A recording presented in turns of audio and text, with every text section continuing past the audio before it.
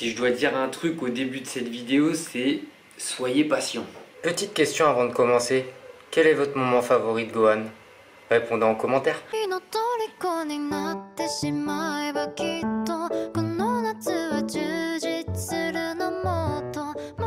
N'hésite pas de lâcher ton plus gros like, ça me soutient énormément, et de t'abonner à ma chaîne si mon contenu te plaît. Donc cette commande a été effectuée chez JD World, mais il y a une chose donc il faut que je précise parce que Marty l'a oublié dans sa vidéo. C'est d'ailleurs grâce à lui que j'ai pu la trouver, qui n'était pas en rupture de stock, du coup disponible sur le site JD World, certes pour 20 €, mais derrière pour la première option il y a 13 € à rajouter pour les frais de port, etc.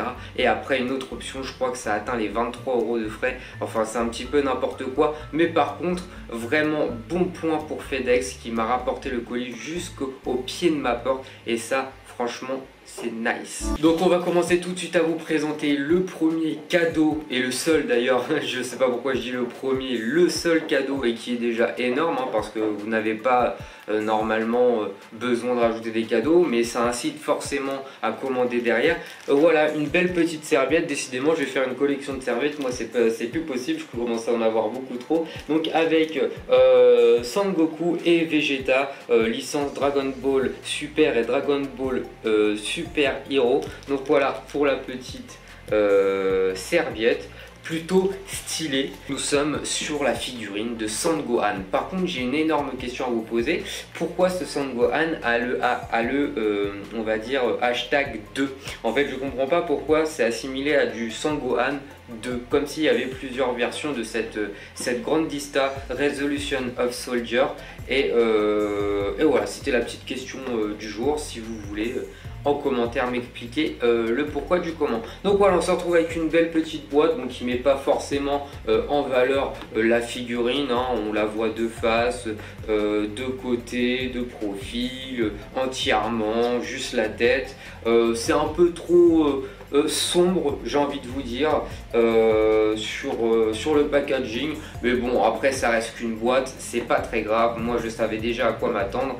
Donc nous avons 4 pièces pour cette figurine, et on va commencer déjà par le petit socle, voilà hein, qu'on connaît tous maintenant. Bon maintenant j'ai du noir mat comparé à la videlle qui était blanc mat. Nous avons le buste de cette Gohan hein, avec d'énormes muscles. On voit déjà qu'elle en impose, les couleurs sont présentes, il y a des petites teintes.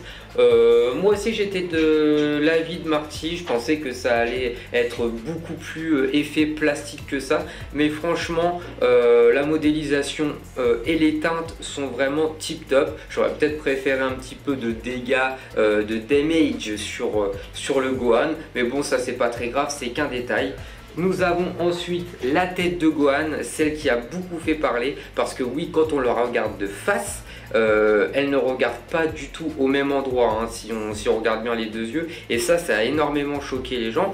Il faut tout simplement vous dire que il y a juste à le mettre en bonne condition, c'est-à-dire que si le regard part de côté, c'est parce qu'il regarde de côté, donc il faut le mettre un petit peu de profil, légèrement, pour que le rendu soit tip top et qu'il vous regarde vraiment à un endroit particulier, super méchamment. Et c'est pour ça que le duo est parfait avec la videlle qui elle aussi regarde de côté.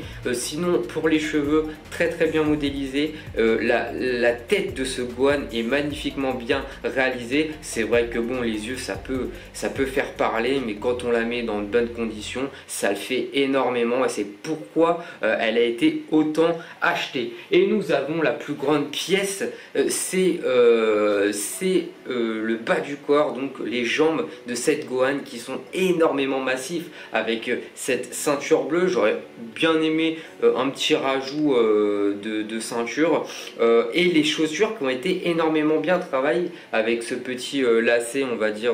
Alors je sais pas si c'est en fibre ou je sais pas trop comment c'est fait, mais en tout cas c'est super bien réalisé. Les chaussures sont hyper bien réalisées, le pantalon aussi avec différentes teintes d'orange, ça dépend comment on l'expose à la lumière. Le derrière aussi avec le cul plat dont on a l'habitude maintenant sur les figurines, mais franchement une posture qui va pas être trop dynamique et à la fois très badass. Voilà, tout simplement, vous n'avez qu'à juger par vous-même. Elle fait si c'est pas plus la taille de ma tête. Donc elle est énorme, elle fait à peu près 28 cm, si c'est pas un peu plus. J'ai l'impression qu'elle est plus grande que ma Grandista Vegeta de Dimension. J'ai un sérieux doute sur ça, je l'ai pas encore comparé, mais je vous le ferai peut-être après.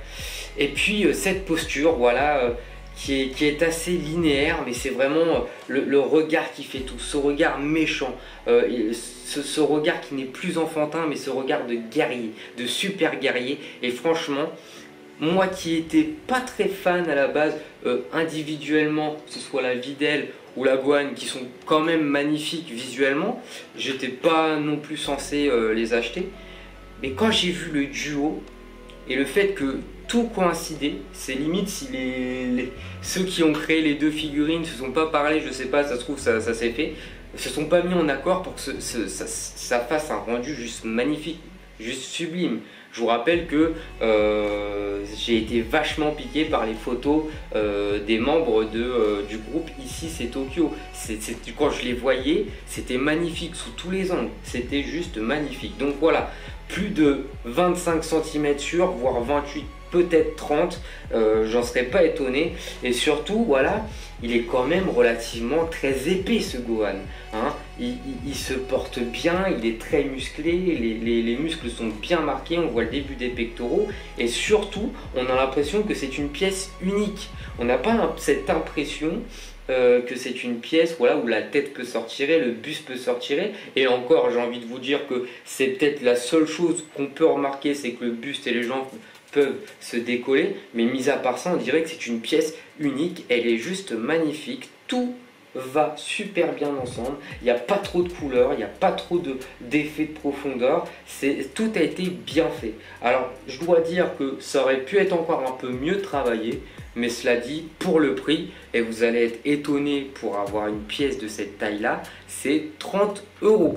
Hein. Moi c'est parce que je l'ai payé du coup sur JD World et il y avait 13 € de frais de port parce que j'ai pris le moins cher quand même, n'abusons pas. Ça m'a fait un total de 33 €. Je l'aurais acheté sur Japanco, je l'aurais eu pour ouais, allez, à peu près pareil en vrai, hein, je pense, à peu près pareil, mais j'aurais pas payé 2 fois de frais de port en fait du coup. Et ça m'aurait un petit peu arrangé, mais bon, c'est comme ça, il fallait que je sois patient et je l'ai pas été. Donc voilà pour cette pièce. Moi ce que je peux vous dire, c'est que c'est juste sublime et je suis quand même très ravi de la taille qu'elle a. Elle est vachement imposante, elle a vachement de carrure, vachement de prestance, et j'ai hâte de le mettre en œuvre sur mon diorama avec la Videl. Tout de suite, la petite vidéo qui suit pour avoir tous les détails de cette figurine. Donc vous allez la voir sur tous les angles, et ensuite on va finir sur les deux figurines qui vont ensemble avec le petit diorama. J'espère que la vidéo vous aura plu. Moi c'est un énorme plaisir à chaque fois d'avoir vos commentaires, d'avoir vos avis, d'avoir vos retours, et ça fait énormément plaisir. Je vous dis à très bientôt.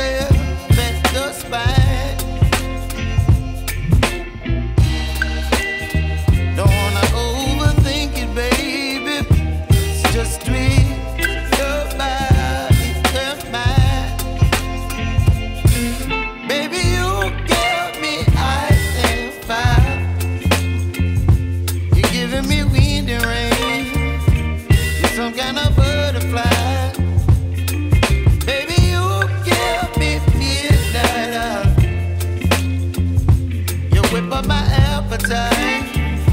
Don't leave me here.